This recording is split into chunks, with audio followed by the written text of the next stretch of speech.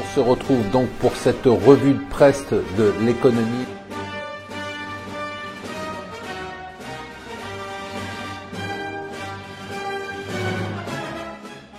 Bonjour et bienvenue sur Mon Financier pour la revue de presse de l'Écho. Nous sommes le lundi 24 octobre. L'événement du jour et de la matinée, eh bien, c'est l'euro sous pression à 1,0870. Le dollar qui monte, on a un effet ciseau. Le dollar est au plus haut contre le yuan encore. Il est au plus haut contre l'euro depuis 7 mois. Record historique contre le yuan. Il continue à écraser à la livre. Il continue à écraser le yen. Bien évidemment, on ne va pas vous répéter. L'euro, c'est parce qu'on anticipe toujours une politique mollassonne du côté, une croissance mollassonne en Europe. Le dollar, parce qu'on anticipe déjà la hausse des taux en décembre. Et qu'il semble être acté chez les bookmakers en tout cas que Trump s'est fait écraser, donc c'est positif pour le dollar. Le Financial Times nous dit ce deal annoncé spectaculaire d'AT&T, donc l'opérateur télécom qui prendrait le contrôle de Time Warner pour 85,4 milliards de dollars. Financial Times nous dit ça va pas se faire aussi facilement, les régulateurs commencent à mettre leur nez dedans et ils sont très énervés parce que c'est très compliqué.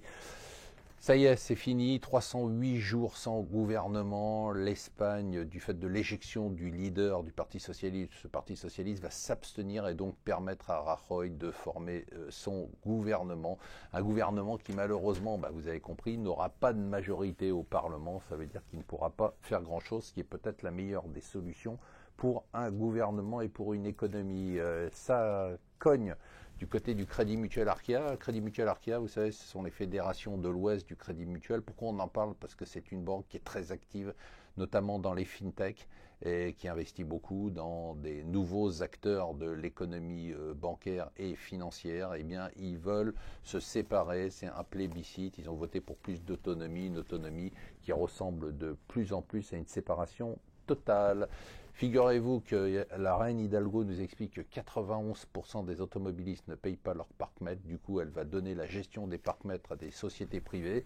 Et les pervenches, celles qu'on prenait plaisir à insulter depuis des années, eh bien, vont vous engueuler, vous mettre des amendes si vous crachez par terre ou vous lâchez votre mégot sur le sol.